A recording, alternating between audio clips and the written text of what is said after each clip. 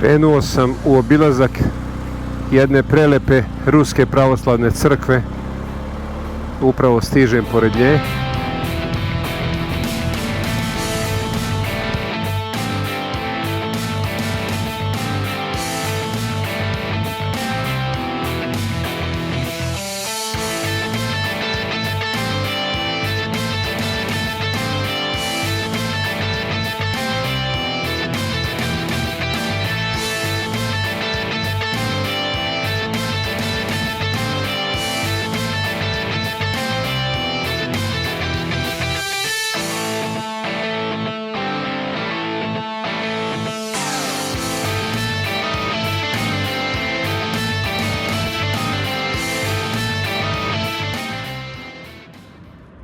Ovo je jedna od 3 ruske pravoslavne crkve u Astani.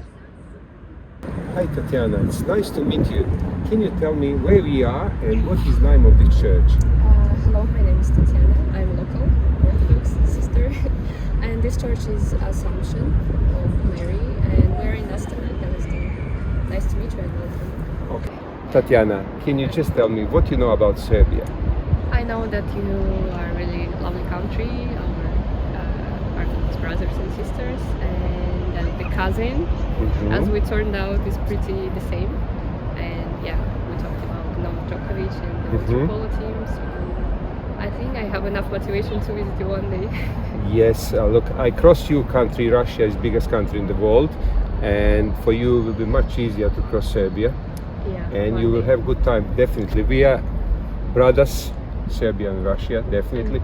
You know, Serbia is only one country didn't make sanction to Russia in this situation. Only one country from Europe. That's really sad, actually. Yeah. I'm very appreciative for all your information. You're a lovely person. Not just you, all people in this country. I have really good experience. Very nice people. I'm very glad honest. to hear that. Thank you very much. Yeah, enjoy. Nalazim se ispred jedne ruske pravoslavne crkve u Astani. Imao sam sreću da upoznam jednu divnu mladu ženu, Ruskinju Tatjanu, koja odlično govori engleski, koja mi je lepo objasnila kome je crkva posvećena, kada je izgrađena, pokazala mi unutrašnjost crkve, koja je sve tu sahranjen, upalio sam sveće, obavio sve kako bi trebalo da se radi u crkvi. Onda sam imao jedan mali intervju sa njom. Zahvalan sam joj puno na pomoći. Pre toga sam jurio gume za moj motor, tu sam imao jedan veliki stres. Ne mogu naći gume u Astani uopšte, ali su neki dobri ljudi pomogli da ih nađem u Almatiju. Tako da me u Almatiju gume čekaju 2. septembra u ponedeljak kod Alekseja. A sutra ujutro mi dolazi Marko, malo ću poskitati još da zajedno vidimo ovaj lepi grad i idemo lagano prema Almatiju da nabacimo gume, pa dalje prema Kirgistanu i ostalim stanovima u naše avanture.